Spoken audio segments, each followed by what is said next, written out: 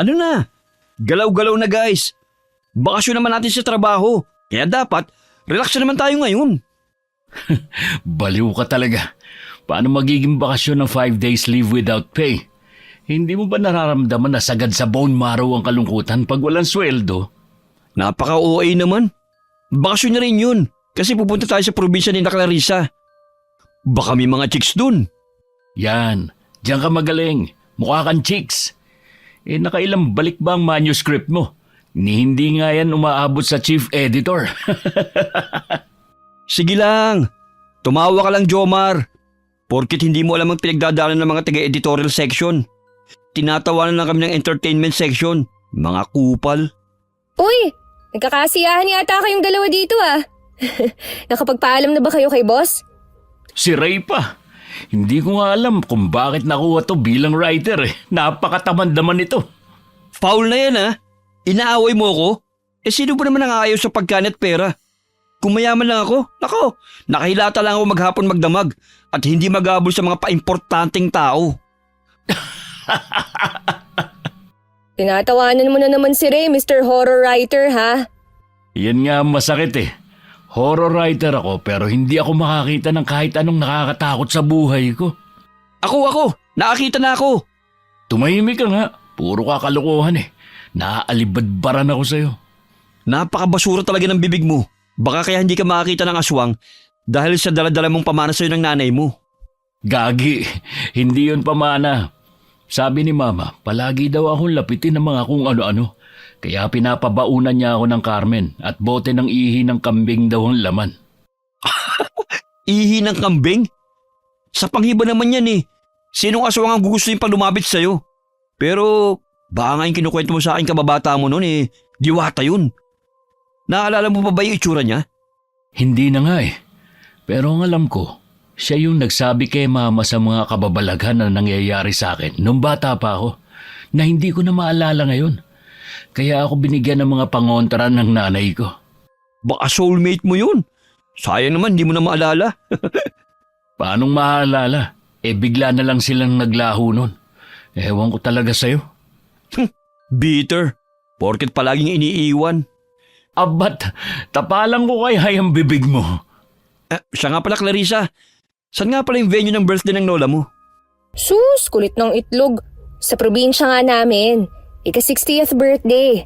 Hindi makaluwas sa probinsya kasi alam niyo na, arthritis is waving.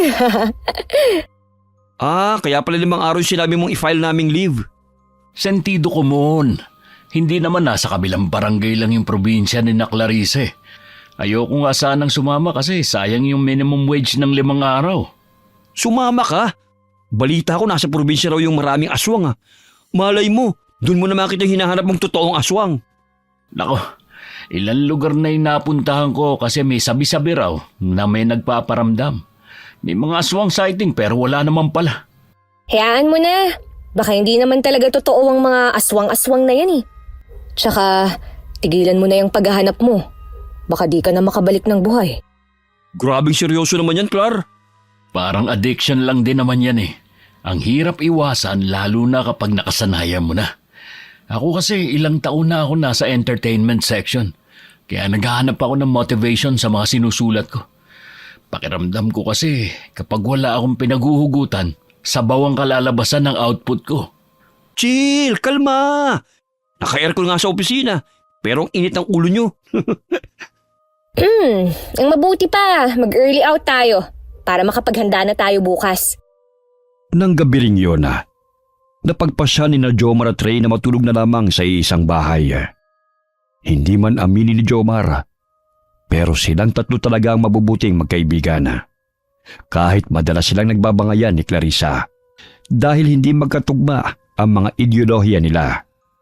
Pero kinabukasan, pagdating nila sa baryo ng kaibigang babae sa probinsya, ay nakaramdam siya ng kakaibang sigla dahil sa nararamdaman niya sa lugar.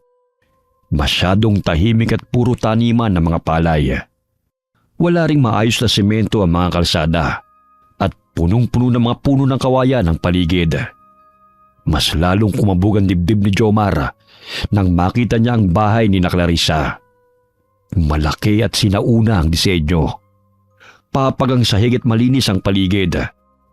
Ang sira at lumang tarangkaan ang nagbigay ng kakaibang disenyo sa lugar. Kasama ng malalaking puno ng akasya na nakapalibot dito. Akala ko ba mainit sa probinsya? Pero bakit sobrang lamig naman dito? Sus, sinisi mo pa ang kalikasan. Hindi ka lang kasi sanay makalanghap ng preskong hangin. Puro ka kasi polusyon. Tama si Jomar, Ray. Pero sa kapal ng libag mo, nakakaramdam ka pa pala ng lamig. Ba't sumusobra ka na? Ang dami niyo naman puno ng akasya rito, Clar. Oo, panahon pa ng hapon ng mga puno ng akasya na yan. Tinanim pa ng mga ninuno namin. Pero hindi niyo naisipang gawing pera, no? Ang mahal na ng bilihan ngayon ng lumber, ah. Ayaw pa naming multuhin kami ng mga ninuno namin, no? Multo nyo lang? May paniniwala nga na ang mga ganyang kalaking puno tirahan ng mga aswang. Kaya kapag pinutol mo raw yan, magagalit yung mga nakatira dyan. Kalokohan. Kung pagpuputol lang pala ng puno ang solusyon para makakita ako ng aswang, magpapaalam na ako sa iyo, Clarissa, na bibiliin ko yung pinakamalaking puno ng akasya. Utot mo! Lolo mo na yung mga puno! Yung edad mo ngayon hindi na nga magwa 1/4 sa edad ng mga puno namin Pwede ba paawat na kayo sa puno ng akasya? Huwag yun ang pag-usapan, please. Baka marinig pa kayo ng mga nakatira dyan Naririnig naman kita, Ugok. Malamang katabi kita Hay nako, Ray.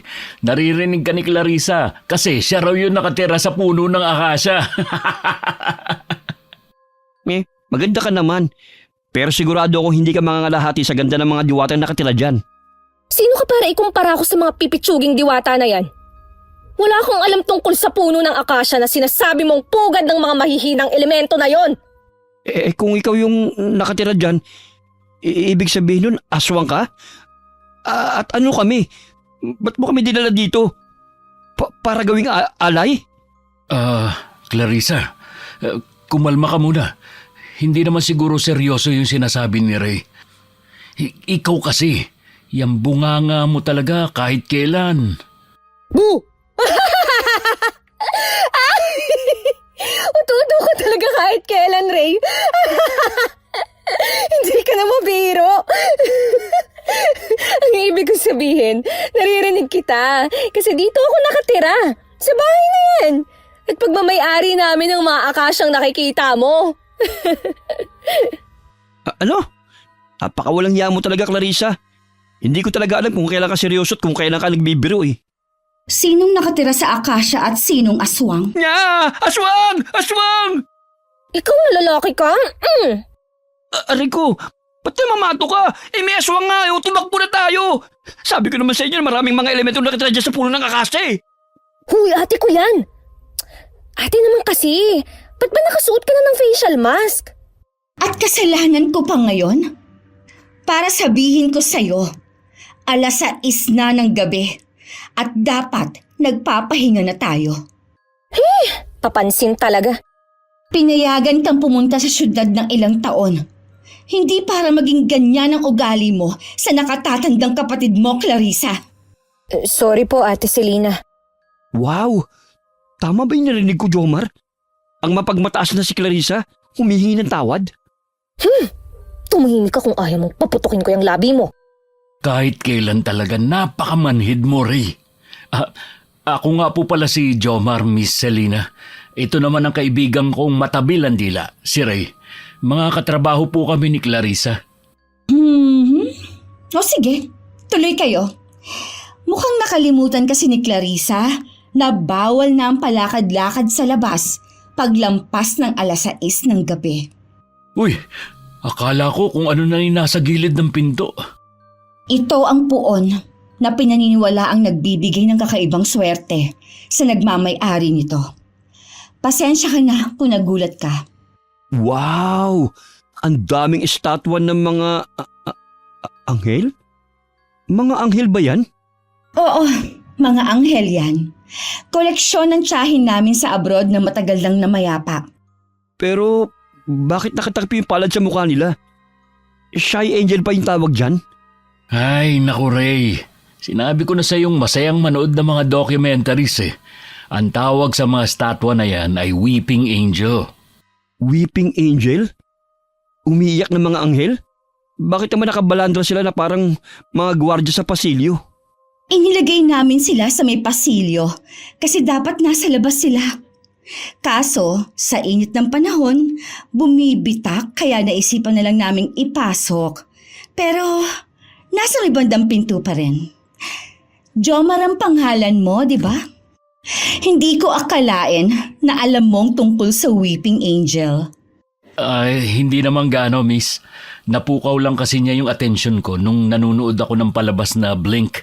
Naalala ko lang na nakalaban ni Doctor Who yung ganyang mga statwa. Ang alam ko ang Weeping Angel, ginawa para maalala mga kahihiyang nagawa ng mga Time Lords na naging anghel kalaunan. Kaya naghihiganti pa rin sila hanggang nagawa ang statwa na yan. Iyon ba yung mga anghel na kapag lumingon ka at hindi ka nakatingin sa kanila, gumagalaw? Yung pumapatay ng tao? Ibig sabihin, hindi na natin pwedeng tanggalin yung tingin natin sa kanila? Baka mami nasa likod na pala natin sila, tapos saksakin tayo. Tumahimik ka na nga. Kung ano-ano talaga yung lumalabas sa bunganga mo eh. Pasensya ka na, Miss Selena. Pagod lang siguro si Ray. Ewan ko ba dito sa isang kaibigan mo, Clarissa? Kung mamamatay tao ang mga estatwa namin dito, matagal na dapat akong patay, hindi ba? Oo nga no, ba't di ko kaya naisip yun? Clarissa, gusto mo ba talagang balanse ang buhay mo, no? Ha? Ano te? Oo. May kaibigan kang matalino. Meron namang bobo. Tapos ikaw, lutang. Ha? Pangiin mo yung sinabi mong matandang dalaga ka, ha? Ituro mo na lang sa kanila yung kwarto nila. Tapos, tawagin mo na lang si Manang Conching para sa hapunan nyo. At huwag mong kakalimutan mamaya. Dating gawi. Dapat umattend ka at ilang taon ka na rin lumiliban. Opo, ate.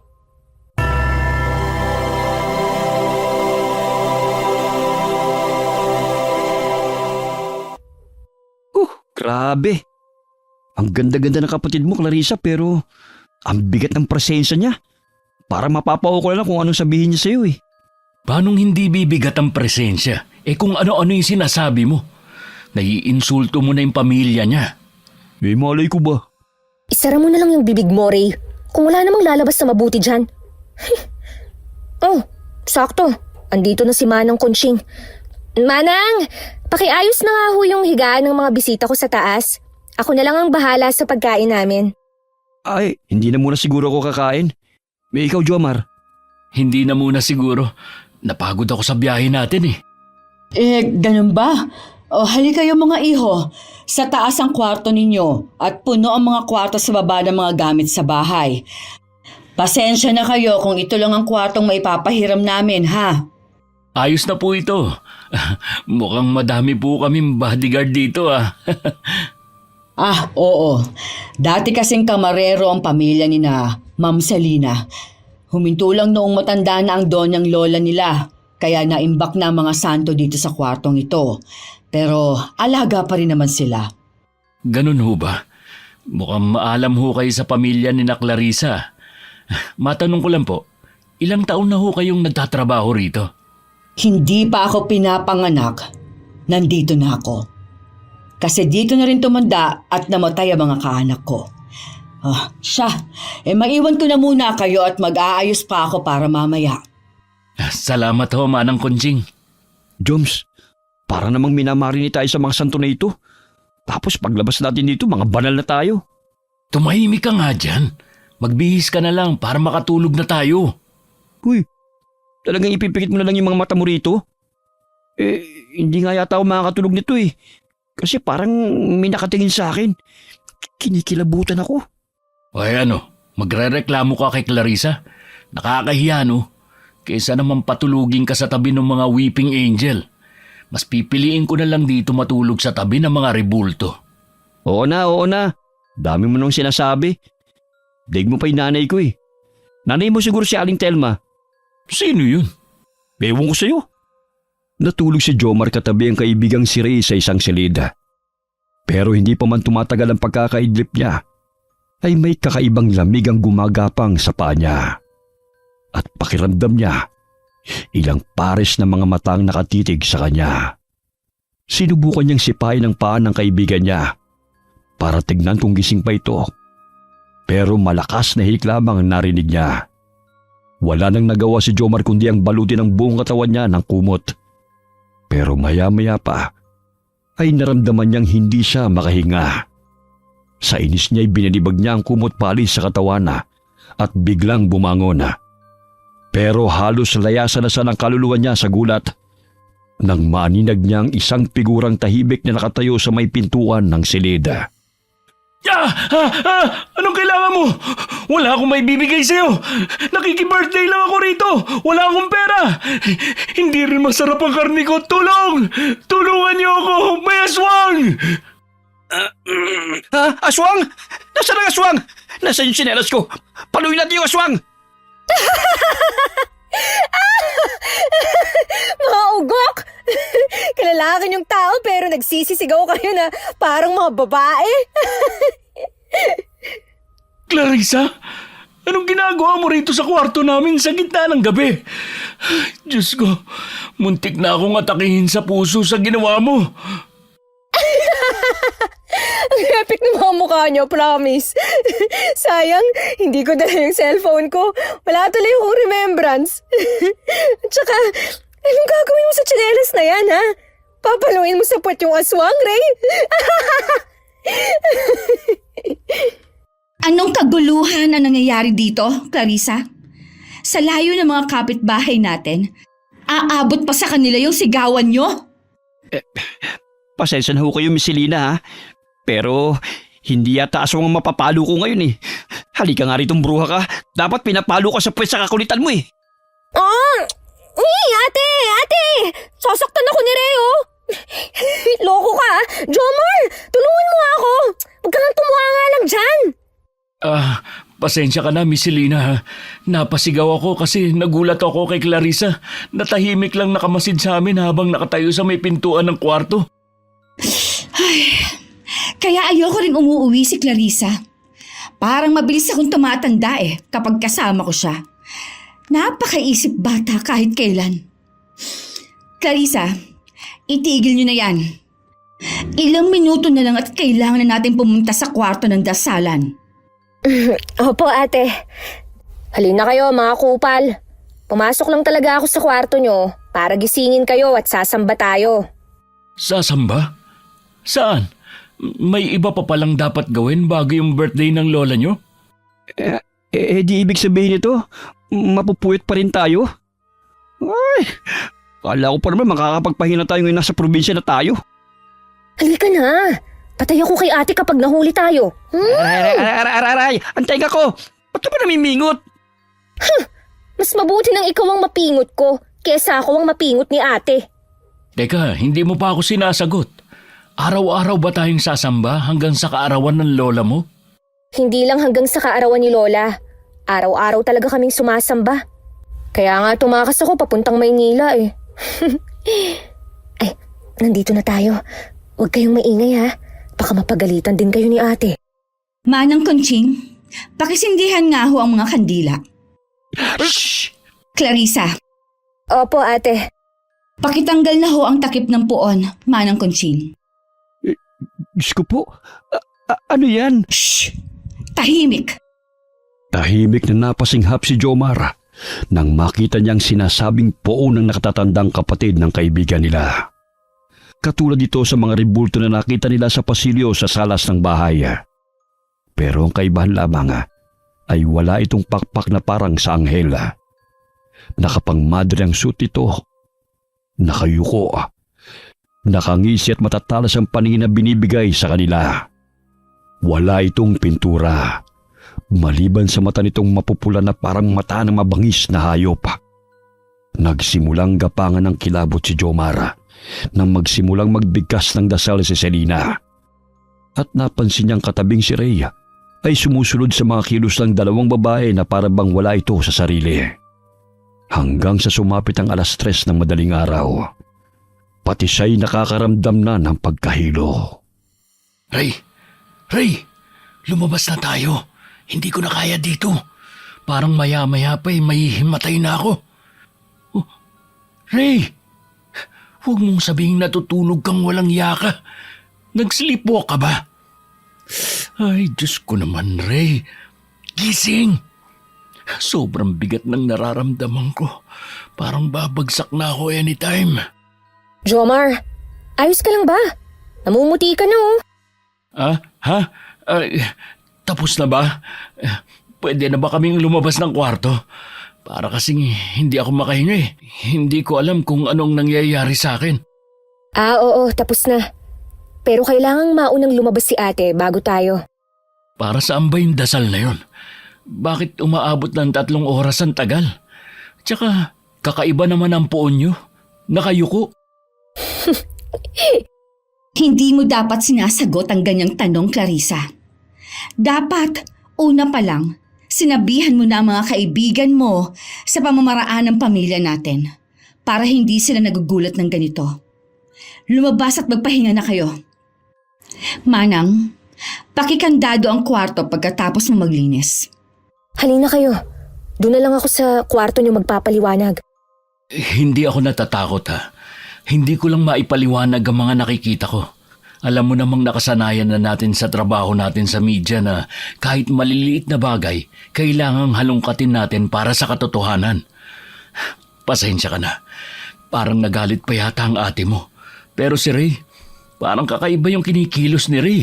Sa simula pa lang nung dasal, ganyan na siya. Hindi ko rin alam eh. Baka pagod na pagod lang talaga siya ngayong araw na siya na mismo ang nag-shutdown. Pero paano niya nalaman ang mga dapat gawin kanina kung tulog siya? Yan ang hindi ko kayang ipaliwanag. Hayaan na lang muna natin siyang matulog. Humihinga naman siya kaya magigising pa yan bukas. Samang damo naman yun eh. So ano? Ano yung rebulto na yun? At para saan yun? Ganito kasi yun ah. Hindi naman talaga nakakatakot yung santo na yun eh. Naging parang nakakatakot lang nung napabayaan na. Ah, ibig sabihin hindi kayong unang may-ari ng santo na yun? Oo, ibinigay lang sa amin. Kasi mahilig naman daw kaming mag-alaga ng mga rebulto. Teka. Hindi ko talaga maintindihan eh. Journalist tayo, Clarissa. Alam kong sa simbahan sinusuko ang mga santong may ganong vibes. Hindi sa mga pamilya na mahilig lang sa santo. Makinig ka kasi muna. Pag sa simbahan siya sinurrender, sa tingin mo ba magagampanan nila yung pagdarasal na gaya ng pagdarasal namin? Hindi. Hindi ka makakasiguro. Kaya ibabalik namin sa dati ang puon na yun. Kahit mapuyat pa kami ng ilang gabi. Parang narinig pa lang kita nung isang araw na kaya ka nasa Manila kasi ayaw mong sumama sa dasal ng ate mo. Kakainis ka kasi eh. Ayaw mo kasing maniwala kagad eh. Oh, sige na. Bumalik ka na sa kwarto mo. Matutulog na muna ako habang hindi pa maliwanag. Akala ko kasi bakasyon. Hindi ko alam na konsumisyon pala ito. Ano? Iparinig mo yan kay ate para maaga kang makauwi. Ayoko nga. May kailangan pa akong gawin dito sa probinsya nyo. Sigurado akong malaking scoop to. Hello, mataas na sweldo next month. Yuhu! Ewan ko sa'yo. Scoop mo yung mukha mo. Parang kanina lang kinakabahan ka eh. Tapos halos hilahin mo na ako. Alis na nga ako. Hindi na pinigilan ni Jomar na umalis si Clarissa dahil hindi na siya komportable. Bumabalik na naman kasi ang sensasyon na tila may nakatingin sa kanila. Mga matang tila may masamang balak. Kaya naman hindi na maiwasan ni Jomar na kilabutan na dahil sa nararamdaman na. Hindi na lamang niya ito pinagtuunan ng pansena at nagkumot na lamang at saka pinilit ang sarili na makatulog. Nagising na lamang si Jomar nang gisingin siya ni Manang Kunching para mag-agahan. Sige po, Manang Kunching. Lalabas na po kami. Bilisan ninyo at huwag niyong pag-antayin si Selena sa hapag na mag-isa. Baka magalit na naman yon. Po? Sige po. Gigisingin ko lang si Ray, Manang. Psst! Ray! Gising na, huy! Hindi ako sumama sa'yo para maging alarm clock mo, ha? Huy! Huh? Hala, bakit sobrang taas ng lagnat mo? Teka, kukuha lang ako ng planggana at bimpo para medyo lumamig ka. Oh, ba't nagmamadali ka, Jomar? Clarissa, buti nandito ka. Hinahanap ko si Manang Punching kasi hihiram sana ako ng palanggana at bimpo. Sobrang taas ng lagnat ni Ray. Teka, ako na lang ang magdadala sa kwarto nyo. Jomar, bakit parang hindi kayo mapakali? Binalikan kita at nandun na pala si Ma'am Selena sa kusina. Pwede ho bang mauna na kayong kumain? Hindi ko kasi alam kung ano nangyayari kay Ray. Bigla na lang tumaas yung lagnat niya. Ayos pa naman yun kanina eh. Ganun ba? Pwede ko ba makita yung kaibigan mo? Opo, sige po. Nasa kwarto siya.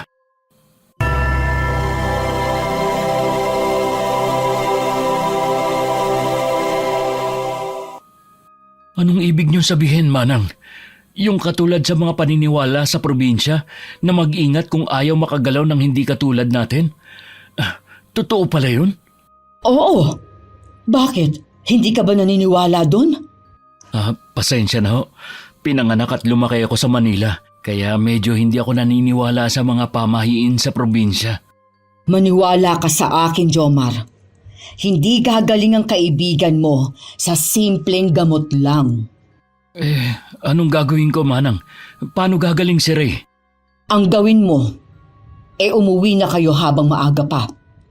Bumalik na kayo sa kung saan kayo galing. Umuwi na kayo, Jomar, habang buhay pa ang kaibigan mo. Ano? Hindi naman ho yata pwedeng mangyari yun. Susubukan ko muna yung ibang paraan, Manang. Kung gaya ng sabi nyo, na nakagalaw si Ray ng kung anong nilalang, hindi ba dapat dito rin mahanap yung gamot niya? Manang! Jomar! Anong pinag-uusapan nyo? Hinahanap ka na po ni Ate Selena, Manang. Nanghihingi na yata ng pagkain. Hindi ako nagkulang sa pagpapaalala sa'yo, Jomar. Hindi mo ako masisisi kapag may kakaiba pang nangyari sa inyong dalawa. Mauna na ako sa inyo. Sasabihan ko na lang si Selena na hindi kayo makakasabay. Anong pinag-usapan nyo ni Manang, Jomar? Wala yun. Kinausap niya lang ako tungkol sa nangyayari kay Ray. Dapat daw umuwi na kami at isugod ko sa ospital si Ray para matignan kung ano nangyayari sa kanya. Si Manang talaga. Umaatake na naman yung katandaan niya. Jomar? Clarissa? Ano nangyari? Bakit parang kakatayo na ako sa tingin nyo? Walang yaka, pre. Pinag-alala mo kami. Akala ko katawa mo na lang ang iuuwi namin sa Manila eh. Ha? Natutulog lang naman ako Sobrang himbinga ng tulog ko eh. Hindi ko na namalayang nakalabas na pala tayo sa kwarto na yun. Anong natutulog? Sobrang init mo, hoy. Akala ko kinukumbulsyon kang walang yaka. Kung nagkataon, baka ako makatay ng nanay mo. Katay? Wala naman sigurong kakatay sa inyo. Uto-uto. Nagbibiro lang kami sa katay kat. Aray, ang sakit ng katawan ko. Hoy, pare. Huwag mo nga kaming pinagloloko. Hindi. Masakit talaga yung katawan ko. Parang akong binugbog. Ubus na ubus yung lakas ko Parang hinigop yung lakas mo. Sabi ko na sa'yo nilalagnat ka nga kanina. Bigla ka na lang hinimatay nung nasa kwarto tayo ng dasalan. Kwarto? Dasalan? Sakit ng ulo ko. Ray! Huwag mong pilitin kung hindi mo maalala. Baka kung ano pa mangyari sa iyo Gagaling ka rin, Ray. Nabigla ka lang siguro sa biyahe kahapon. Jomar, umuwi na tayo. May nilalang akong nakita kanina. Maitim. Sobrang dilim. Maitim siya. Sinasakal niya ako habang nakalun tayo kanina. Gusto niya akong kunin, Jomar. Umuwi na tayo sa Maynila. Parang awa mo na. Ray! Ray! Gumising ka! Tumaas na naman yung lagnat niya. Baka nagde-deliryo na si Ray. Pabibilhin ko na lang ng gamot si Manang Conching habang ikaw naman, Jomar. I-cold compress mo siya, ha? Para bumaba yung lagnat niya.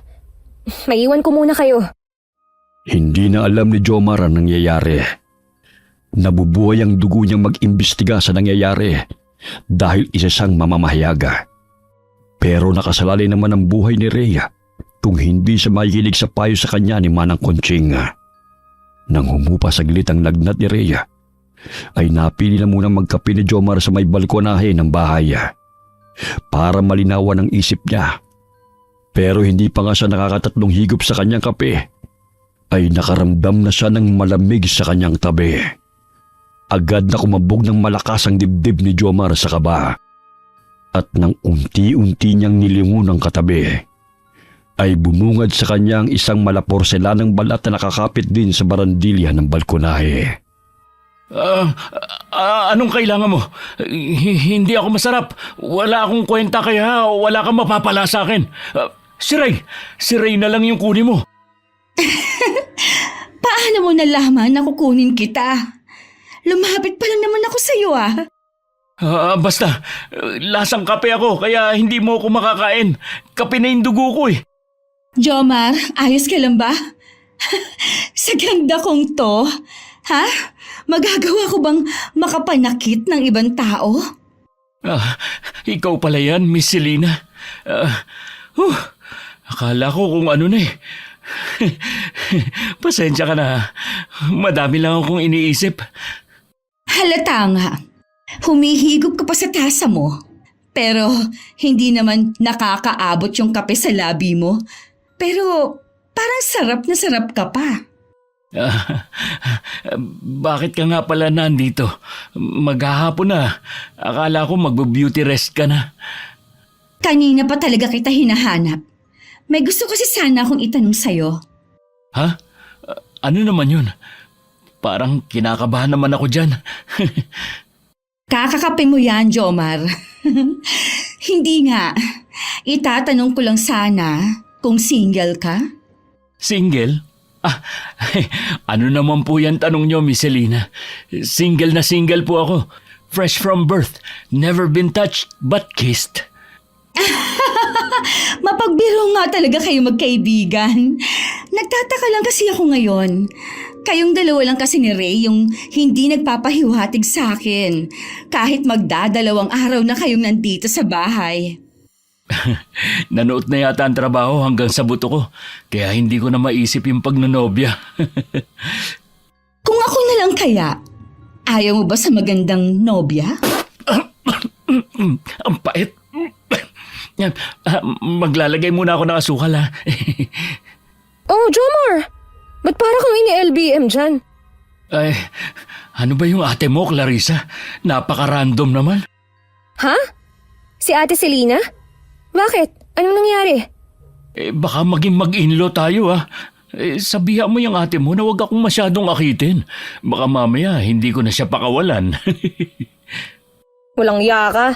Parang kailan lang. Parang takot na takot ka pa kay ate. Tapos ngayon, bumabanat-banat ka na dyan, ha? Hindi, puwera biro. Babalikan ko na muna si Ray at baka kung ano na nangyayari sa kanya. Sus, ewan ko sa'yo. Kakain na tayo maya-maya. Kaya kung kaya nang bumangon ni Ray, isama mo na lang siya sa kusina. O sige, nandito na rin naman ako sa tapat ng kwarto namin. Mauna na ako sa iyo, Clarissa.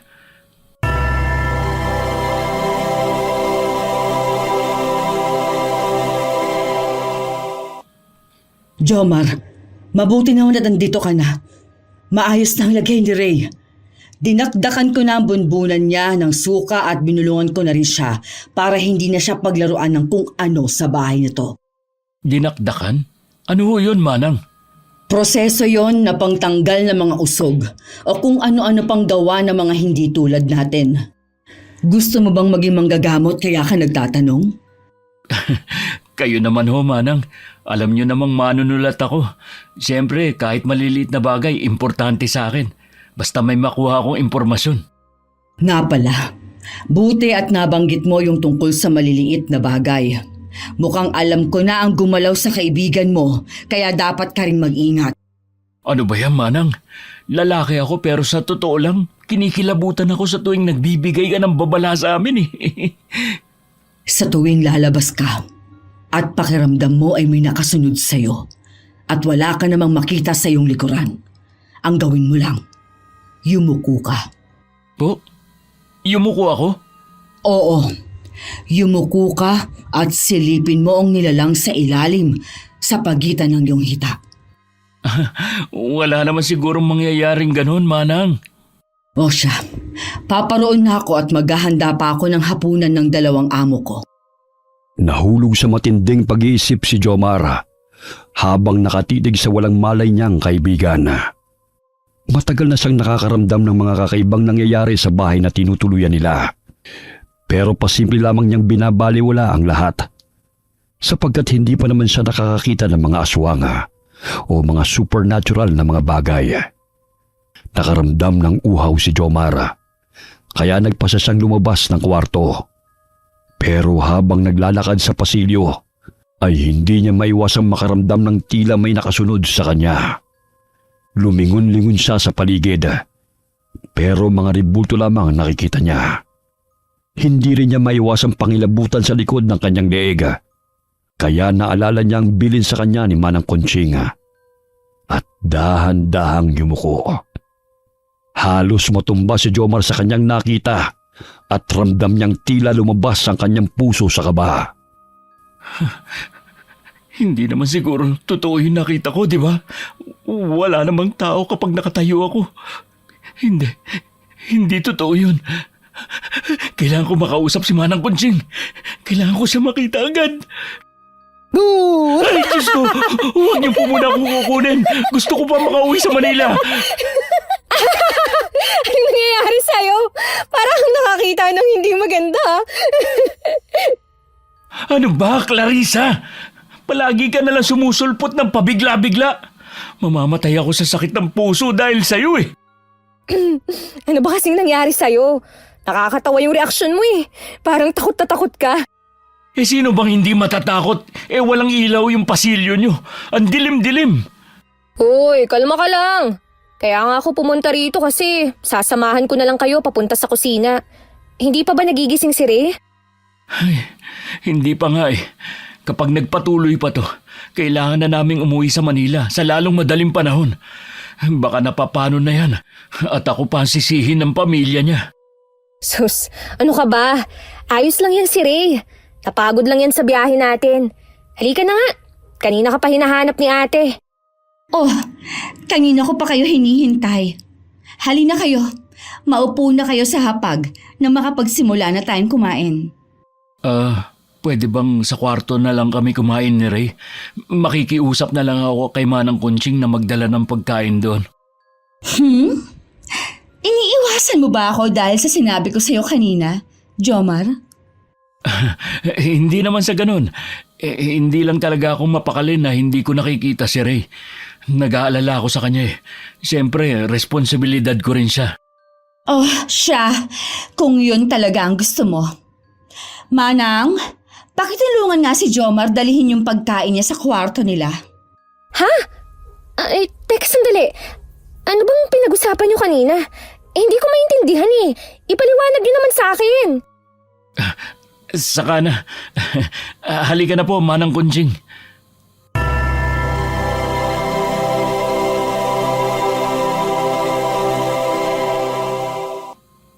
Bakit nagmamadali ka makalabas sa hapagkainan, Jomar? Manang, may sasabihin ako sa inyo. Hindi ko akalain na totoo yung sinabi mo sa akin kanina. Ang alin? Marami na akong sinabi sa iyo, Jomar. Yung tungkol sa pagyuko at pagsilip sa pagitan ng hita ang ibig kong sabihin. Oh, huwag mong sabihin ginawa mo agad yung tinuro ko sa iyo. Yun na nga ho ang problema eh. Ginawa ko kanina at hindi kayo maniniwala sa sasabihin kong nakita ko. Ano? May nakita ka bang hindi nakatira dito? Sino? Ano? Hindi po, kasi nakita ko ay kilalang kilala nyo. Diretsahin mo na ako, Jomar. Baka maabutan pa nilang nag-uusap lang tayo sa labas ng kwarto nyo. Ang nakita ko po, isang babae. Hindi normal na babae. Nakatiwarik siya, nakangisi, mapula mga mata, at matulis at nakalawit ang dila. Sobrang puti ng kanyang mukha. May maiitim na ugat na nakapalibot dito. Siya si... Ay, mabuti pa pumasok ka na. Tinatawag na yata ako ni Selena. Hindi ba, Clarissa? Clarissa, anong ginagawa mo rito? Hindi pa kayo tapos kumain ng pinsan mo, di ba? Pinagmamadali ni Ate Selena si Manang Conching kasi may iuutos siya sa matanda. Ganun ba? Papasok na lang muna ako at baka nakakaistorbo pa ako sa inyong dalawa. Maraming salamat sa paghatid ng pagkain, Manang. Ako na lang ang tutulong sa'yo sa pagdadala ng pagkain mo sa loob ng kwarto. Ray! Jomar! Gising na si Ray! Sinasabi ko na nga, Abi. Pagod lang yan si Ray. Ray, ayos ka lang ba? May masakit ba sa'yo? Masakit ba yung ulo mo?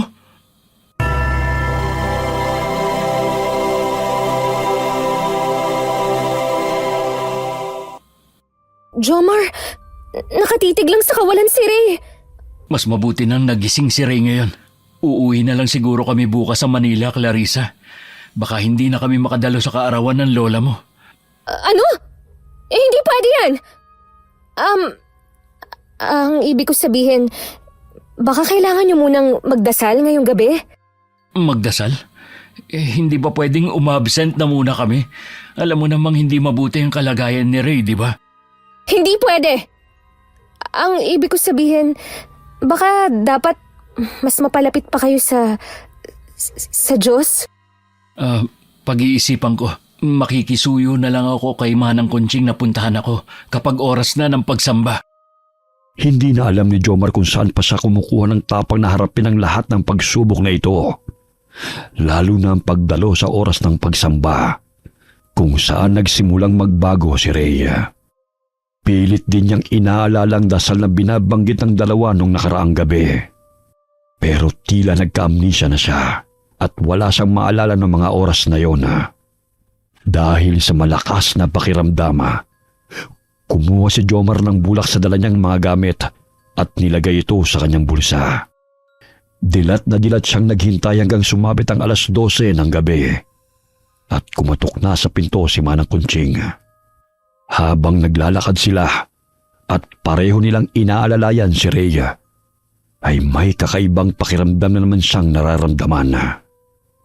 Malamig at nakakakilabot, katulad sa naramdaman kanina. Nga pala, Manang Conching, hindi ko natuloy yung sasabihin ko kanina kasi naging abala na rin ako kay Ray. Marami pang daraan na araw para sa sumbong mo, Jomar. Sa ngayon, ito ang tatandaan mo. Sa oras na pumasok kayo sa kwarto ng dasalan, malaki ang tsansa na hindi na kayo makalabas ng buhay. Kung ganun po, mas mabuti ang desisyon kong lumuwas ng Maynila kasama si Ray. Hindi. Huli na ang lahat, Jomar. Nagsisimula na sila. Hindi mo na maibabalik sa dati si Ray. Anong ibig niyo sabihin? Na kahit anong paraang medikal ang gawin ko, ganito na talaga si Ray?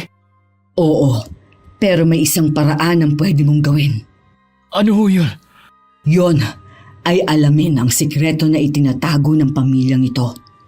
Alamin mong lahat dahil isa dito ang susi para makabalik sa dati niyang katauhan si Ray. Mukhang mahirap po ang pinagagawa niyo. Baka abutin pa kami ng kaarawan ng lola ni Clarissa. Nandito na tayo. Hindi na ako papasok, kaya ikaw nang bahala kay Ray, Jomar. Opo, maraming salamat sa tulong niyo magising siya, Manang. Siya nga pala. May sasabihin ako bago ka pumasok. Ano po yun, Manang? Mag-iingat ka sa loob. Huwag kang magpapadala sa dasal nila. Gumawa ka ng paraan. Opo. Sandali lang, Ray. Sumandal ka muna sa pader at may lalagay ako sa tenga mo. Maglalagay din ako ng bulak. Jomar, ano pang ginagawa niyo sa labas? Halina kayo. Kanina pa naghihintay si ate sa inyong dalawa. Nangawit kasi yung kamay ko kakakarga kay Ray eh. Tara na, pasandali na lang muna natin siya. Mabuti naman at nandito na kayo. Palagi na lang kayong nahuhuli sa mga usapan nating oras ha. Pasensya ka na, Miss Selena. Binihisan ko pa kasi si Ray eh. Baka nangangamoy na. Nangangamoy? Anong ibig mong sabihin? Matagal nang patay si Ray? Ay, hindi. Pasensya ka na kung ganun ang pagkakaintindi ninyo. Ang ibig ko sabihin binihisan ko siya para mapreskuhan. Alam niyo na. Mabuti naman kung ganon. Huwag na nating patagalin to. Magdasal na tayo. Nagmamadali si Jomar na may pasak ng maigi ang bulak sa kanyang tenga nang magsimula ng magdasal si Selena at Clarissa. At nang nasa kalagitnaan na sila ng pagsamba, ay nakita na lamang niyang nakakakilabot na poon na may nakakatakot na ngisi at namumula ang mga mata. Akala ni Jomar na mamalikmata lamang siya dahil sa antok. Pero pigil na pigil niya ang pagsinghap nang makita niyang biglang parang acrobat si Selena. Nabali ang katawan nito at tila inaasin ang uod sa harapan na. Maya-maya'y pati ang buhok nito ay mas lalong humaba at ang mukha ng babae naging katulad na sa nilalang na nakita niya sa pagitan ng kanyang hita. Kahit nanginginig sa takot, ay pinilit na lamang ni Jomar na umakto na tila wala siyang nakikitang kakaiba at nagpanggap na tulala gaya ni Ray. Ayos na ang lahat, ate. Mukhang wala nang malay ang dalawang to. Nakadilat na lang at nakatingin sa'yo. Mabuti naman. Halika, dalihin mo silang dalawa dito sa altar. Ngayon mo na ba talaga sila? Huwag kang maingay, Clarissa. Nasaan ang pananabik natin yan kung ibubunyag mo agad ang lahat ngayon, diba? Pero tayong dalawa lang naman ang nandito, ate, di ba? Kaya ayos lang na pag-usapan natin to ngayon. Napakamanhid mo talaga. Hindi ko alam kung anong pumasok sa kokote ni Lola sa paggawa niya ng desisyon na yon. Napakawalang kwenta mo talaga kahit kailan. Pasensya na po, ate. Sayang tong si Jomar. Kung pumayag agad sana siya sa sinabi ko sa kanya kanina, hindi ko na sana siya isasali sa planong ito. Teka, bakit may tubig ang mukha ni Jomar, Clarissa? Ha? Pawis? Pawis ba to? Ano pawis? Bakit magkakaroon ng pawis yan tapos itong pangit na katabi niya wala naman? Pupunasan ko na lang siya, ate. Baka kanina pa siya pinagpapawisan talaga. Ayusin mo. Mukhang nakakuha ng ating pinuno ng tamang lakas. Kaya naman, ibalik mo na sila sa dati nilang pinagkakaupuan. Pero, ano muna yung sinabi mo kanina kay Jomar, ate? Sinabi ko lang naman kung gusto niya ng nobya na kasing ganda ko. Oh, bakit parang galit na galit ang ekspresyon mo, Clarissa? Galit ka ba na sinubukan kong akitin ang lalaking gusto mo? Kasi kung hindi ka mahina, kung tinanggap mo lang sana ang pagiging mandurugo mo, makakaya mo na rin ang ginagawa ko ngayon. Hindi ho ako galit, ate. Namamangha lang ako kapag ginagamit mo yung abilidad mo. Gisingin mo na ang mga taong yan. Huwag mo na akong inuto. Baka mamaya, ikaw ang ipalit ko kay Jomar. Oho, masusunod ho. Jomar! Jomar! Kumising ka na nga! Ha? Ano nangyari? Tapos na ba yung pagsamba? Wala na dito si ate, kaya pwede na kayong bumalik sa kwarto. Pasensya ka na ha. Sobrang napagod yata ako kahapon kaya hindi ko na malayang nakatulog na pala ako. Ganun ba? Mabuti naman. Halika na, tulungan na kita sa pagpasan kay Ray pabalik sa kwarto nyo. Hindi na kailangan. Malapit lang naman yon. Matulog ka na. Malamang pupuntahan kami ni Manang Kunching para tignan yung kalagayan namin. O sige, sabi mo eh. Sure ka na ba? Pwede naman kitang tulungan. Oo naman, kaya ko na to. Sige, mauna na ako sa inyo. Inaantok na rin ako eh. Ray, halika na. Hindi ka naman siguro magpapabuhat ngayon, no? Naglalakad ka na nga kanina eh. Ha? Ba't ka tumigil? Halika na. Bumalik na tayo sa kwarto natin. Ray, ano ba? Ano ba tinititigan mo dyan sa pinto? Nakatingin siya sa pinto ni Ma'am Selina. Manang, mabuti na lang at nandito ka na. Pwede niyo ba akong tulungan dito kay Ray? Bigla na lang siyang tumigil sa paglalakad eh. Tapos nakatulala sa pinto na yan. Kinikilabutan na ako. Baka mamaya maging rebulto na rin ang kaibigan ko. Ulitin mo nga ang sinabi mo, Jomar. Ang alin, Manang? Yung biglang tumigil si Ray? Hindi. Yung dulo na sinabi mo kanina. Na magiging rebulto na si Ray? Diyos ko, huwag niyong sabihin. Pwedeng mangyari ang iniisip mo. May posibilidad na mga rebulto sa bahay na to ay dating mga tao. Kailangan mo na kaagad mahanap ang lunas ni Ray habang hindi pa huli ang lahat. Pero bisperas na bukas ng kaarawan ng lola ni Clarissa. Tama. Kunin mo ang pagkakataon na yon na hanapin ang lunas kasi madaming tao bukas. Walang makakapansin sa'yo kung kikilos ka ng kakaiba. May plano na kasi kung dalhin si Ray sa manggagamot bukas. Tapos dediretso na kami ng uwi. Hindi ko alam ang plano mo, Jomar. Pero kung ang gusto mo ay siguradong paggaling ni Ray, ipapayo kong manatili muna kayo rito. Titignan ko na lang bukas, Manang. Hindi na kasi maganda ang kutob ko sa mangyayari bukas. Dati binabaliwala ko lang yung kutob ko. Ngayon, parang kailangan ko ng paniwalaan ng mga kakaibang nangyayaring ito. Ako ang mas paniwalaan mo. Matagal na akong nagsisilbi sa pamilya na to. Kaya kilala ko na sila. Kung ganun, alam niyo na rin ang sikreto ng pamilya nila. Sabihin mo na lang sa akin, Manang. Ang sabi ko, matagal ko na silang kilala. Hindi ko sinabing pati ang sikreto nila ay alam ko na. Hindi lahat ng tungkol sa bahay na to ay alam ko na. Mabuti na lamang at may bulak sa tenga si Jomar. Hindi niya gaanong narinig ang paligid. Sapat lamang na ang pumasok na tunog sa kanyang tenga ay ang mga salitang nasa malapit lamang. Kaya hindi siya tinablan ng kung anong itim na dasal na ginawa ni Selina na alam mismo ni Clarissa.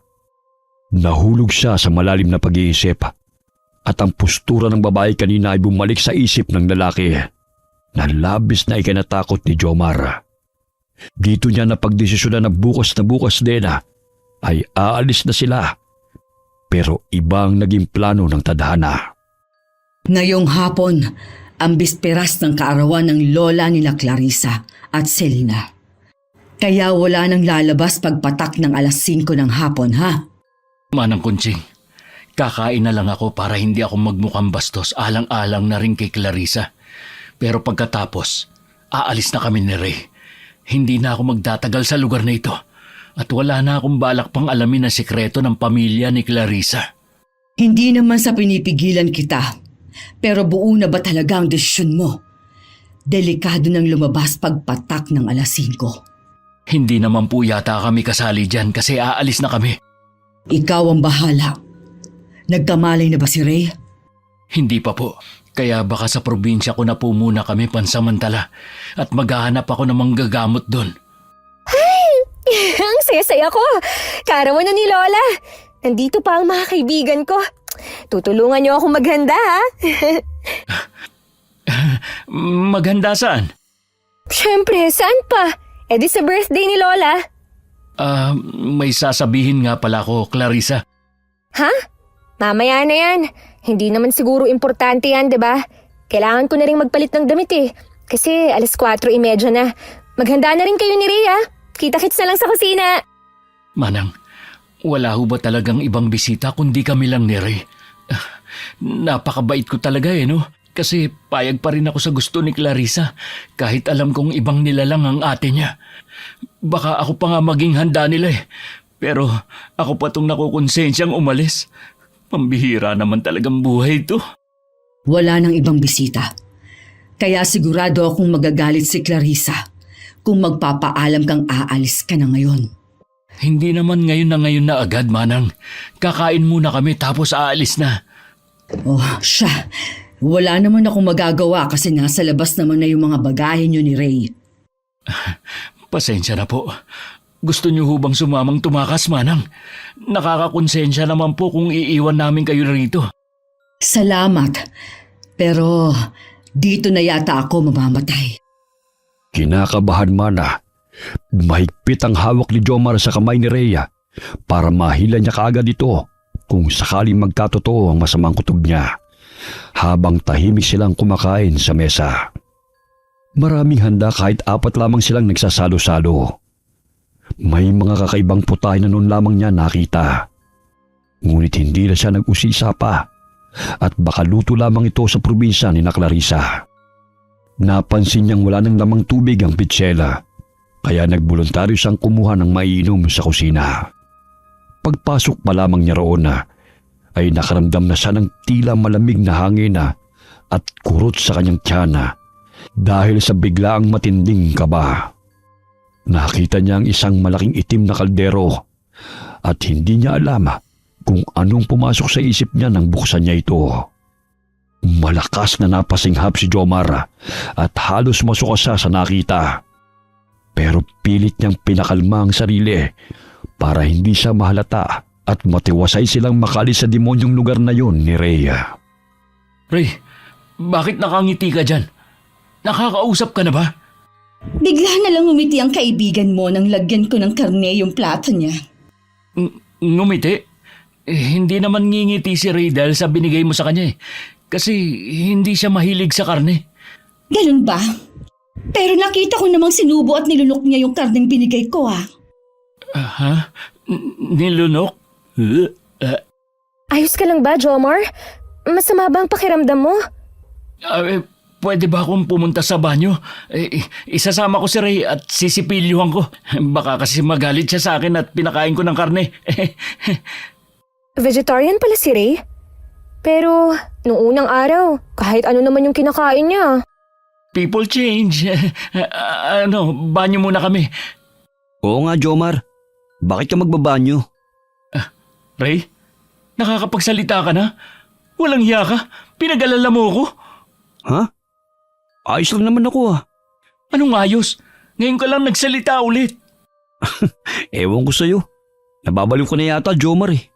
Hindi mo ako naiintindihan. Ngayong magaling ka na, may kukwento ko sa'yo. Paanong bigla ka na lang nakapagsalita na parang walang nangyari sa'yo? Dahil yata sa karne na kinakain ko. Hindi naman nasusuka si Ray gaya ng sinasabi mo. Ayos lang ba, Selena? May pag-uusapan lang sana kami ni Ray. Jomar! Ano bang nangyayari sa'yo? Kanina ka pa aligaga. Sisirain mo ba yung kaarawan ng lola ko? Paano kung masisira? Wala naman dito yung may birthday, hindi ba? Ano ba kayo? Magtigil kayong dalawa!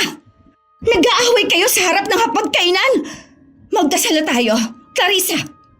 At kayo namang dalawa, kung gusto ninyong magbanyo na kayo! Hindi na lumingon si Jomar at hinila na lamang ang kaibigang si Rhea. Kinakausap niya ito habang mabilis silang naglalakad.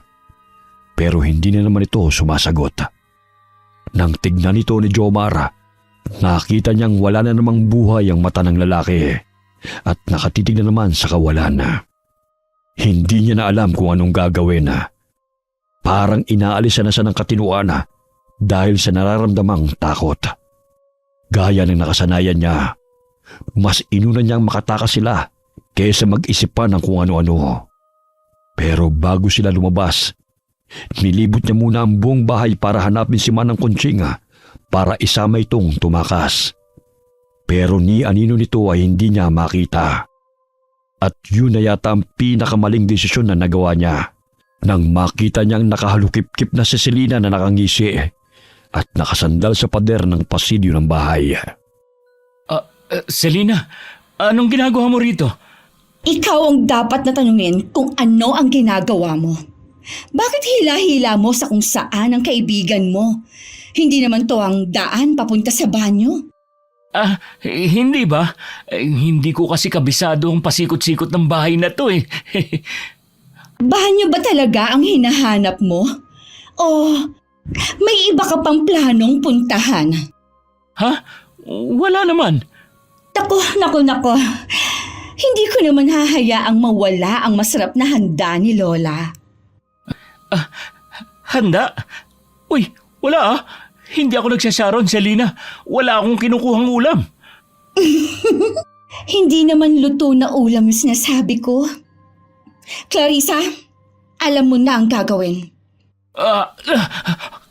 Clarissa, anong ibig sabihin nito? Bitiwan mo ako. Ba't ang lakas-lakas mo? Saan mo ako dadalhin?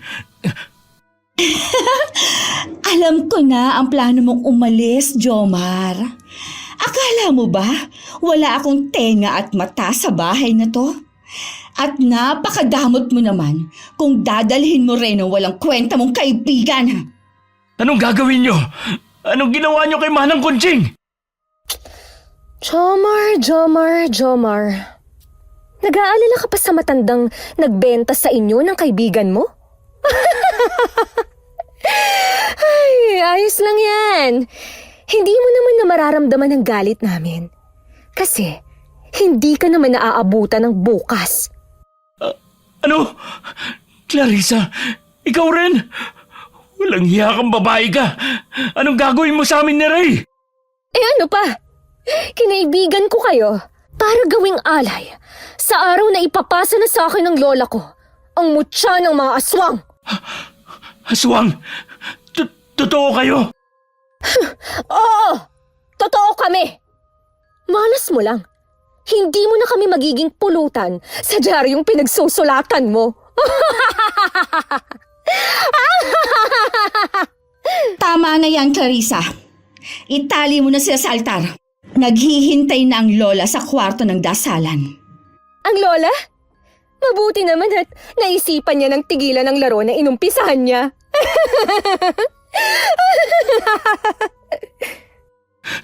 Sandali lang, Clarissa.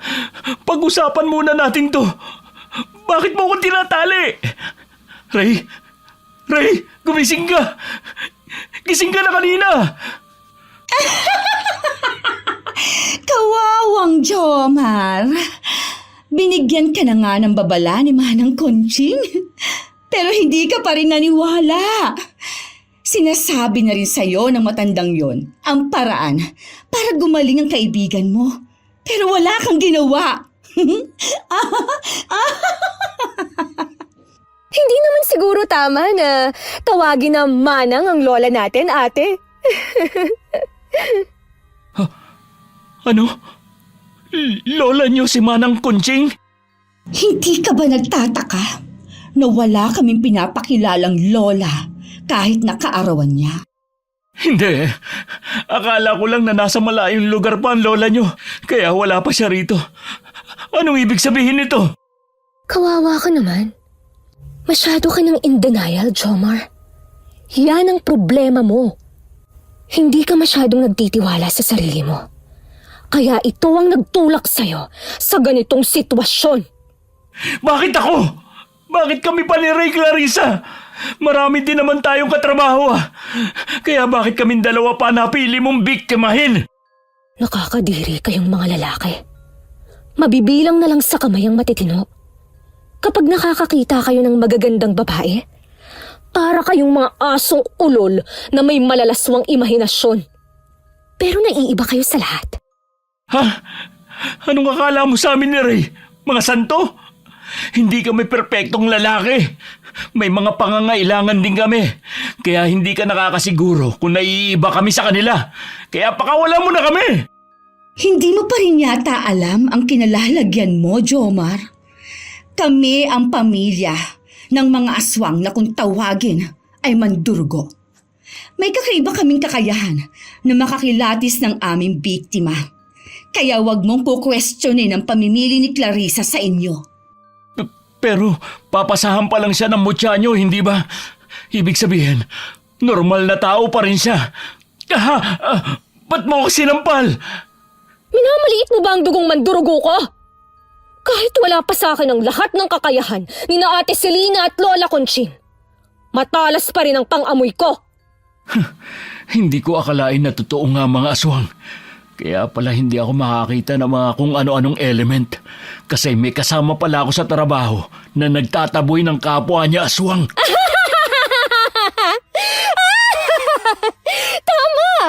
Tama ka dyan.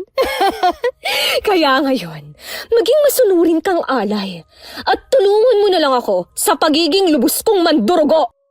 Hindi ako papayag na mamatay na lang dito. At hindi maisulat ang mga naranasan ko. Kaya naman hindi ako papayag na magamit mo sa kasamaan.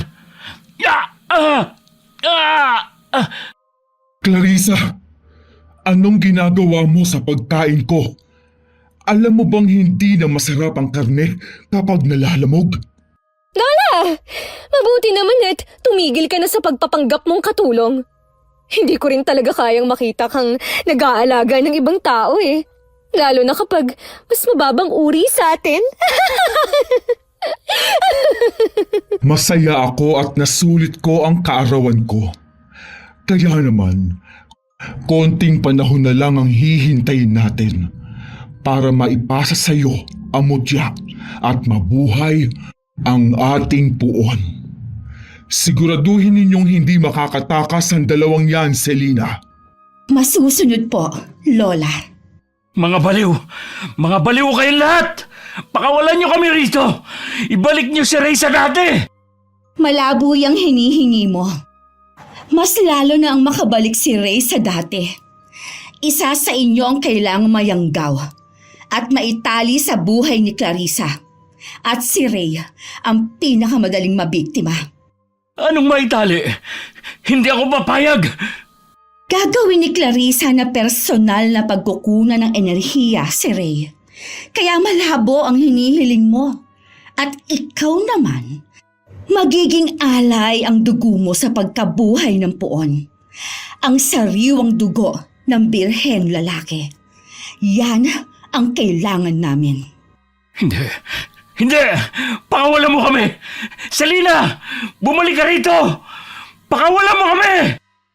Hindi na ininda ni Jomar ang nananakit niyang kamay at hindi na rin pinansin ng lalaki ang nakakakilabot na presensya na dulot ng nakakatakot na poon sa kanyang likod. Agad niyang ikinuskos ang kamay na may tali sa kanyang likod sa may matulis na gilid ng altar. Mabilis at paulit-ulit, hindi alintanang paghapdi ng kanyang balat. Hanggang sa maramdaman niyang nag-iinit na ang tali at tuluyan na nga itong naputol. Wala na siyang sinayang na oras. Agad niyang hinawakan ang kwelo ni Ray at hinila ito. Wala nang lakas si Jomar para kargahin pa ang kaibigan. Kaya minabuti na lamang niyang hilahin ito. Halos magdilim ang paningin ni Jomar at masuka dahil sa kaba habang tumatakas sila. Pero hindi pa man sila nakakalayo sa bahay ay nakarinig na siya ng alulong ng aso at malalakas na pagaspas ng ibon sa kalapit na gubat. Buisit, Ray. Gumising ka na kung ayaw mong iwang kita rito. Ano ba kasing nilaklak mo na bigay ni Selena at Clarissa para maging ganyan ka? Ha? Nilaklak? Tama. Ba't ngayon ko lang naalala yun? Sinabi ko na sa'yo, Clarissa, na huwag kang aalis sa tapat ng kwarto kanina. Bakit ako yung sinisisi mo? Ikaw naman yung bigla na lang umalis. Hindi ba ako pwede magbanyo? Hindi ako katulad ni Lola Conching na nakatatagal sa anyo niyang mandurugo. Tao pa rin ako, kaya nakakaramdam ako ng mga pangangailangan. Ang sabihin mo na lang, ayaw mong patayin si Jomar kasi gusto mo siya kesa sa pagiging laruan mo. Tumahimik ka kung ayaw mong dugo mong sipsipin ko. Lintik, ang bilis nilang makahabol. Teka, naalala ko. Dala ko nga pala yung boteng bigay ni Lolo. Nasaan na ba yun? Maghiwalay tayo sa paghahanap para mabilis. Doon ka sa kabilang sulok ng gubat. Ako dito sa bungad. At paano mo sila madadalang dalawa kapag nakita mo sila? Alalahanin mong wala ka pang kapangyarihan na mandurugo. Nakakainis ka na talaga. Ito, yung boteng sinasabi ni Lolo na nakakabuhay raw ng dugo. Kaya ayokong gamitin. Baka tumalab kay Ray. Pipisilin ko yung ilong mo, Ray, para malunok mo ng maayos. Pasensya ka na. Kaysa naman iwan kita sa lugar na ito. Jomar? Anong ginagawa natin dito? At bakit ako nakahiga sa pagitan ng hita mo? Shh! Hayop ka. Huwag ka maingay. Kaya kita ginising para makatakas tayo, hindi para mamatay. Clarissa! Sa bandang yon! May narinig akong ingay! Huwag mo akong utusan ha! Hindi ako bingi! Tapos na ang paghahari-harian mo sa bahay kapag napasakay na yung mutya! Ang sarap mong ihambalos! Siguraduhin mong mahuhuli mo sila kung ayaw mong dugo mong ipainom ko sa puon natin! Ray, bilis! Kailangan na natin makalabas sa gubat na to at makahingi ng tulong. Teka, saglit lang. Walang lakas yung paa ko. Wala akong pakialam. Ihahakbang mo yan o magiging dinuguan ka ni na Clarissa. Clarissa? Dinuguan? Wala akong maintindihan. Saka ko nasasabihin sa iyo lahat. Ang importante sa atin ngayon ang makalayo. Clarissa! Sa banda mo! Ayun sila! Tumatakbo palabas ng gubat! Huwag kang utos ng utos! Habulin mo rin! Jomar! Bakit ba tayo tumatakbo? Huwag na natin paghabulin si Clarissa na mahal ko. Bumalik na tayo. Kasal kami. Umayos ka, Ray. Hindi kita niligtas para ipahamak ang buhay ko. Kung hindi ka patitigil, tatapalan ko ng dahon ng alingatong yang bunganga mo. Teka lang, Jomar. Kailangan bang kaladkarin mo ako? Hindi na ako makapaglakad. Literal na hinihila ko na lang yung paa ko. Kung binilisan mo ang takbo, hindi ka na sana makakaladkad. Sinabi nang walang lakas yung paa ko eh. Inuubos mo ang lakas ko. Itiko mo na yung bunganga mo, Ray. Lintik na mga peste to. Ang bibilis tumakbo. Kung pwede lang ako magbago ng anyo kahit hindi pa madaling araw. Hingal na hingal si Jomar at parang walang katapusan ang gubat na tinatakbuhan nila. Panay naman ang reklamo ng kaibigan niyang si Rhea nang pabalag niya lamang itong kinakaladkad palayo sa dalawang babaeng aswang. At nang lingunin niya ang kaibigan ay nakita niyang warak na ang salawal ito dahil sa pagkakasabit-sabit sa mga sanga na dinadaanan nila. Kaya naman nakikita na ang panloob nitong bulaklakin. Pero wala na siyang oras para pagtawanan ng kaibigan dahil palakas na rin ang mga yabag na humahabol sa kanila. Kaya walang pinagpilian si Jomar kundi ang magpadausdos at dumusot sa isang siwang sa gitna ng isang nakatumbang malaking punong kahoy para magtago. Pero sa kamalas-malasan ay nakalawit pa ang paa ni Ray palabas at hindi niya mahila ang kaibigan papasok. Ray, itulak mo yung katawan mo papasok. Tulungan mo kung iligtas kang hayop ka. Ayoko magpaligtas sa'yo, Jomar. Pinaghihiwalay mo kami ng asawa ko. Ilang beses ko bang sasabihin sa'yo na hindi mo asawa si Clarissa? May malamig na kamay na nakahawak sa paa ko, Jomar. Bilis! Hilahin mo papasok yung katawan mo. Hindi ko kaya. Parang may bumabaw na matatalim na bagay sa paa ko. Tiisin mo kung ayaw mo makabalik sa mansyon. Ang kukunat niyong dalawa! Ano bang ginawa mo at bumalik na sa wisyo niyang lalaking ito? Pinainom ko siya ng ihi ng kambing. Ano? Anong ihi ng kambing? Insulto to sa kapangyarihan ng pamilya namin! Magbabayad kang hayop ka! Akala ko hindi lang ako nagsipilyo. Ang baboy naman ang ginawa mo sa akin, Jomar. Bitiwan mo ako! Hindi pwede. Nababaliw ka na ba? Sasayangin mo ba yung paghihirap kung itakas ka sa mga baliw na yun? Bitiwan mo na ako. Baka maputo yung isang pa ako. Ang kunat-kunat yung dalawa! Jomar! Bitiwan mo na ako! Kahit ano mangyari, takpan mo ang tenga mo, Ray. Huwag na huwag kang makikinig sa kanila. Kahit ngayon na lang hintayin mo ko. Alam kong tanga ka, pero kahit ngayon lang, sumunod ka sa akin, Ray. Naiintindihan mo ba? Oo na, punyeta! Mangiinsulto ka pa eh. Sobrang sakit ang paa ko. Bumitaw ka na! Clarissa! Kailangan natin bumalik sa bahay bago pa maghating gabi. Nakuha ko na si Ray. Pero ang dugo na para sa poon, ate. Kailangan pa natin ng isa pang alay. Nababaliw ka na ba? Hahayaan mong tumapak ang madaling araw na hindi natin na isasagawa yung ritual na muling pagkabuhay? Pagkabuhay? Anong ibig mong sabihin? Paano ako? Ipabasa sa akin yung mutya. Pwede ka naman sa susunod na taon. Ang hindi natin pwedeng palagpasin ay ang muling pagkabuhay ng ating poon. Hindi! Hindi ako papayag! Huwag nang matigas ang ulo mo! Kung ayaw mong gamitin tong lakas ko bilang mandurgo, para kalagkarin ka pabalik ng bahay. Ang paa ko! Tulungan mo ako, mahal ko! Nagdudugo ang paa ko! Hindi mo ako kaano-ano, Ray. Tigilan mo ako sa ilusyon mo. Kakadiri ka. Mas pipiliin ko pa si Jomar na matali sa buhay ko kaysa sa pangit na katulad mo. Halika na! Wala na tayong oras para hanapin pa si Jomar. Ha? Hindi ba magkasama lang sila kanina? Hindi ko alam. Si Ray lang ang nakita ko dito. Baka nasa ilalim ng puno, nagtatago. Ano ba? Maglalaro ka lang ba o babalik na tayo sa bahay bago pang magising si Lola? Pumili ka! Kung hindi lang kita pinsan eh. Kinakahiyangan ng angkan natin ang pamilya mo eh. Sabi ng tumigil ka! Napatakip ng bibig si Jomar habang nakikinig sa pag-aaway ng magpinsan. Pigil hininga siya habang nakikinig sa mga papalayo nitong mga yabaga.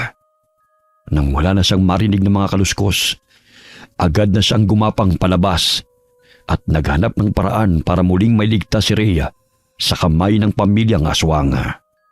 Sakto naman at pagtingala niya ay may nakita siyang puno ng ligas at nagkaroon naman siya ng ideya kung paano talunin ng mga aswanga na walang ginagamit ng mga tradisyonal na pangontra sa aswanga. Matapos pitpitin ni Jomar ang bunga ng ligas, ay sakto naman sa hindi kalayuan ay may ligaw na puno ng dalandana na mukhang matanda na. Kaya binali niya ang matinik na sanga nito at saka pinaliguan ng katas ng ligas.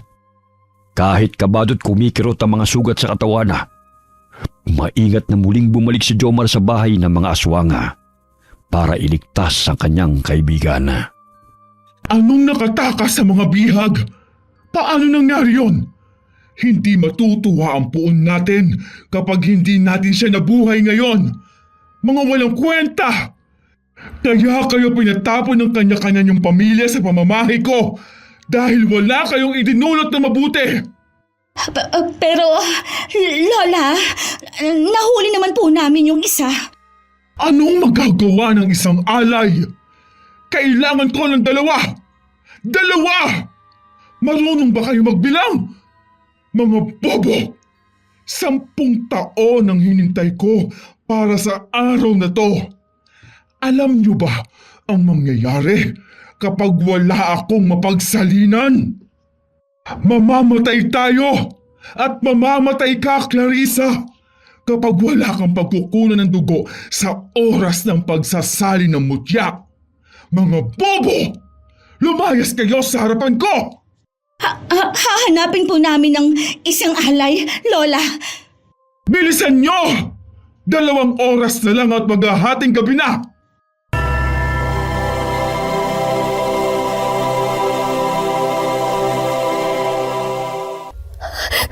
Mamamatay ako! Mamamatay ako! Ayoko pang mamatay! Kailangan kong mahanap si Jomar. Hindi pwede to. 5 taon ko siyang inakit. Hindi pwedeng wala siyang silbi. Hindi pwede to. Hindi pwede. Umayos ka, Clarissa. Kailangan na ulit nating lumabas ng gubat. Maaabutan pa natin si Jomar kapag nagmadali tayo. Ano? 2 tayong aalis? Paano si Ray? Paano kung makatakas na naman siya? Anong gagawin natin? Ayoko pa mamatay. Magiging makapangyarihan pa ako mandurugo katulad ng pawn natin. Aray! Kailangan kitang sampalin para magising ka sa katotohanan, Clarissa. Kahit kailan, hinding-hindi kita hahayaang lamangan ako. Walang kabutihang nananalaytay sa dugo nating mga aswang. Kaya hindi ako makakapayag na uutos-utusan mo ko balang araw. Ano? Napakatuso mo talaga. Alam kong tinago mo si Jomar para hindi matuloy ang pagsasali ng mutya sa akin. Saan mo siya hinayaang magtago? Sa gubat? Sa gubat? Aha! Sa loob ng putol na kahoy na yun ba? Magaling ka rin no? Pero tingnan lang natin kung hanggang saan ang galing mo. Clarissa! Maldita kang babae ka! Matapos ng ginawa ko sa'yo, bumalik ka dito, Clarissa! Lumabas ka na dyan. Wala na si Clarissa. Bakit mo ko tinutulungan, Selena? Hindi ba ang mas mahalaga ay mailigtas mo ang kaibigan mo? Bilisan mo na. Habang hindi pa pumupunta sa silid-dasalan si Lola. Gusto mo bang tumakas kasama namin? Alam kong hindi mo gagawin na kumampi sa mga taong kagaya namin nang walang dahilan. Hindi ko kailangan ng tulong mo. Kung gusto kong tumakas, matagal na akong tumakas. Bilis na! Naaamoy ko na ang Lola na paparating na dito. Lintik. Ray! Ray! Halika na! Pakakawala na kita. Huwag mong sabihin wala na namang lakas yung mga paa mo para tumakbo. Jomar, natatakot ako. Totoo bang iaalin na yung dugo ko para mabuhay itong nakakatakot na puon sa likod natin? Oo, kaya nga sinabi ko sa iyong bilisan mo ng pagtakbo kanina. Jomar! Huwag mo nang kalaga ng tali ni Ray! Papalakas yung amoy na nasisinghot ko! Dito!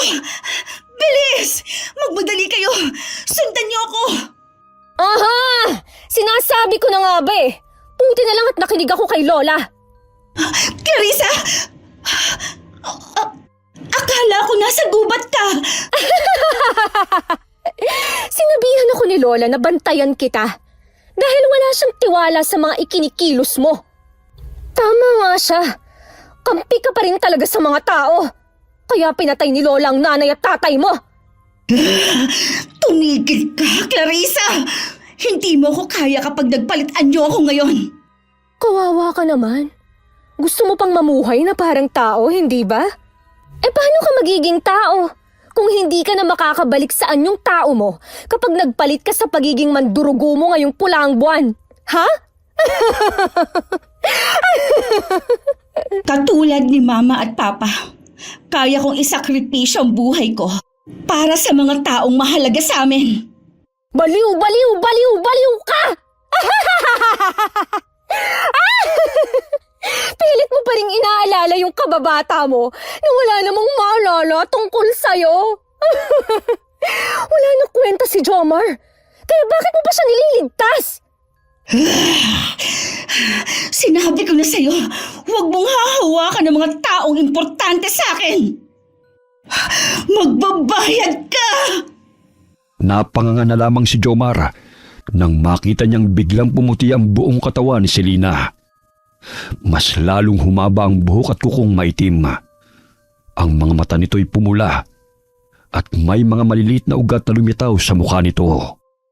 Parang tipikal na vampira ang babae. Nakita naman niyang pumwesto na tila naghahanda si Clarissa para sa pagsugod ni Selena. At ilang segundo lamang ay nagsalpukan na ang dalawang aswang. Kahit hindi nagbabagong anyo si Clarissa, malakas pa rin itong nasasangga ang mga kalmot ni Selena. At napapantayin pa rin ito ang bilig ng babae. Pero ang hindi niya inaasahan ay ang pagsugod ng isang figura papunta kay Selena. Kaya walang pinagpilian si Jomar kundi kunin ang sandata niya at sinangga ang atake ni Manang Conching at pinaulanan niya ito ng sunod-sunod na pag-atake at tinamaan niya ang dibdib nito. Buwet! Hindi ko akalaing makakahanap ka ng paraan para makagawa ng sandata na panlaban sa aswang. Pero hindi na kayo magtatagal ng apo ko. Magpaalam na kayo sa mundong ito. Hindi ko hahayaan na buhayin niyo ang puon! Ako nang bahala sa dalawa, Jomar. Sirain mo ang puon sa may altar para hindi na matuloy ang binabalak nila. Hindi! Hindi! Hindi ako papayag na masira mo ang matagal na naming inaasam! Jomar, bilis! Clarissa, mahal ko! Alam kong hindi ka masama, kaya tigilan mo na yan! Naiinis na talaga ako sa kamamahal mo! Wala na akong pakialam kung wala na kaming alay! Ikaw ang uunahin ko! Si Ray! Ray! Hindi! Jomar, huwag mong iwan ang poon! Hindi ko hahayaan na sirain mong pinaghirapan ko. Ako nang magiging pinakamalakas na mandurugo sa buong angkan namin. Ah! Ang kamay ko! Bitiwan mo ang kamay ko! Hukluban! Ah! Anong klaseng armas yan? Ba't nasusunog ang balat ko? Pagbabayaran mo to! Namalayan na lamang ni Jomar na tumilapon siya at sumuka ng dugo nang bumangga ang katawan niya sa pader ng bahay. Umuubo-ubo siya nang lapitan siya ng matandang aswanga at hinawakan sa leeg. Bago pa ulit-ulit na sinuntok at kinalmot sa iba't ibang bahagi ng kanyang katawan.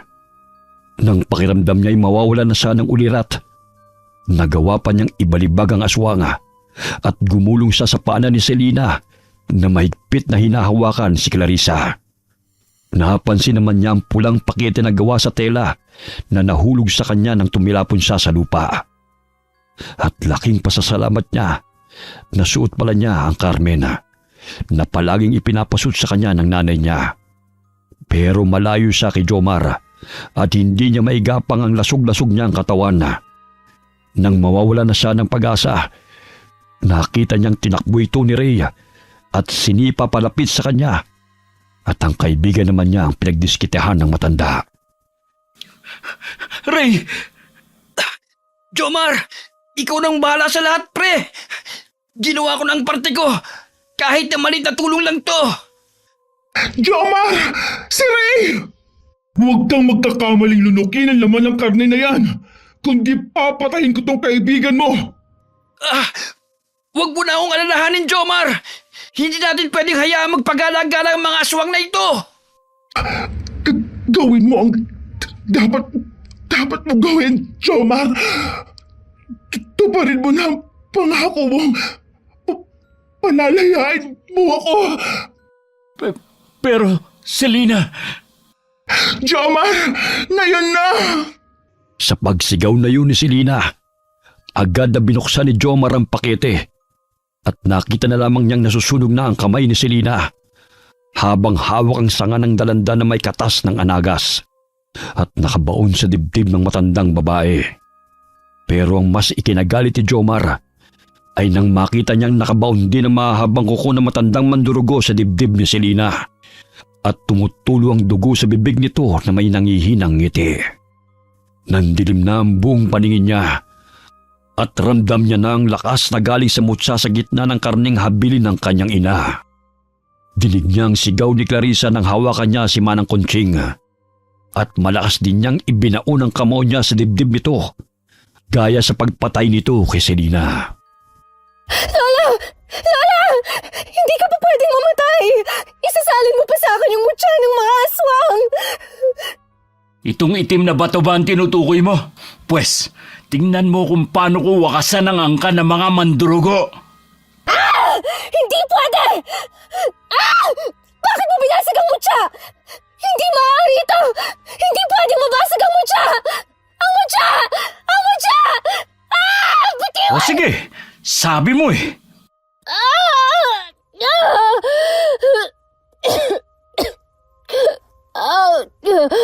Magbabayad ka sa ginawa mo!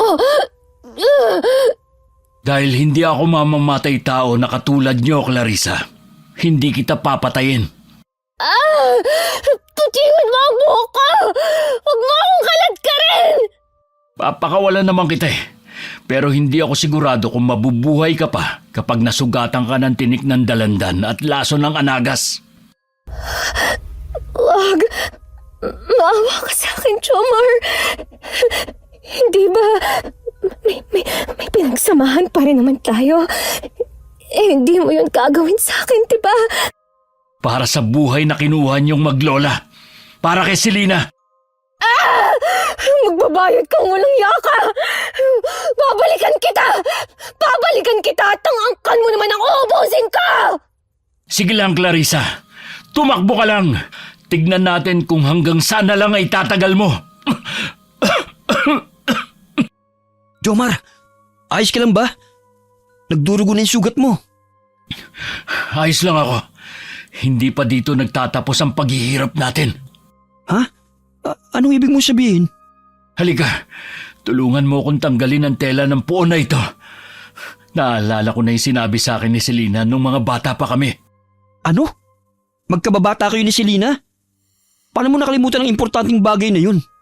Alam mo, sakitin ako nung bata pa ako, hindi ba? Naalala ko lang to nung malunok ko ang mutya na bigay sa akin ni nanay na ibinigay ng ama't ina ni Selena. Ano? Diyos ko, kung di pa tayo mamamatay, hindi mo pa maaalala. Patapusin mo muna ako. Naaamoy ko pa yung panghinang ihi ng kambing sa bunganga mo. Bullshit ka talaga. Ikaw may kasalanan kaya mapanghiyang hining ako eh.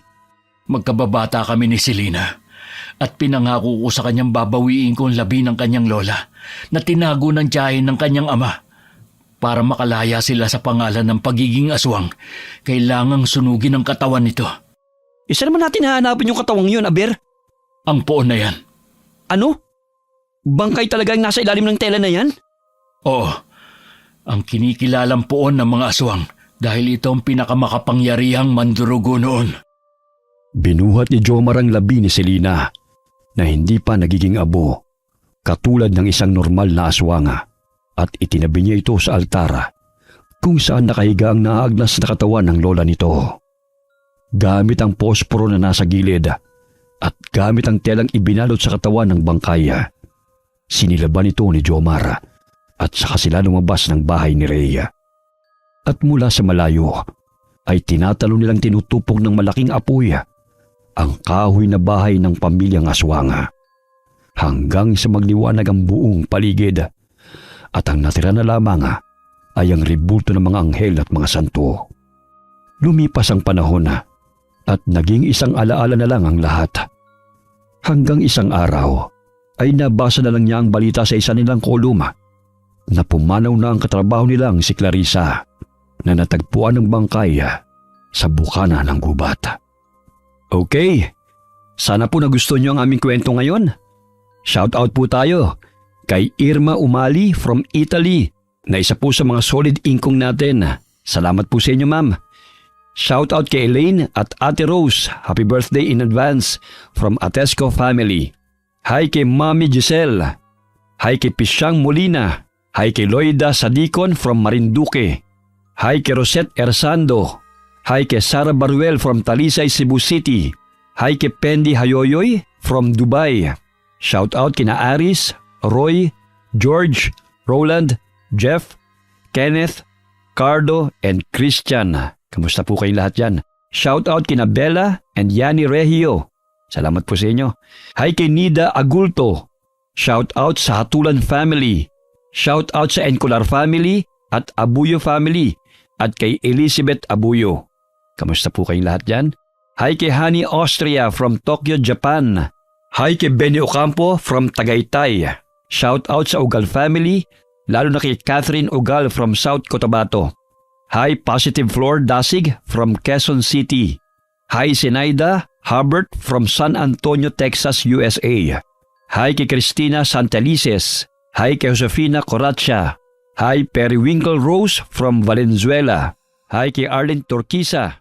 Shout out kina RV and Rosalind Risnes. Alright, maraming salamat po sa inyong lahat and God bless us all.